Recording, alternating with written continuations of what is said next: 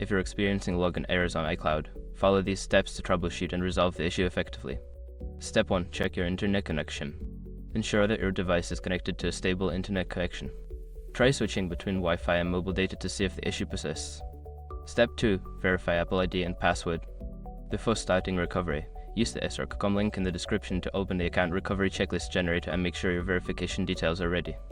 Step 3. Update your device. Make sure your device is running the latest version of iOS, iPadOS, or macOS. Go to Settings or System Preferences and check for any available updates. Step 4. Sign out and sign back in. If you are logged into iCloud, try signing out and then signing back in.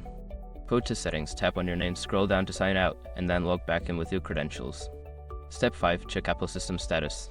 Visit the Apple System Status page to see if there are any ongoing issues with iCloud services. If there are outages, you may need to wait until Apple resolves them. If you follow these steps, you should be able to resolve most login errors on iCloud. If the problem persists, consider reaching out to Apple support for further assistance.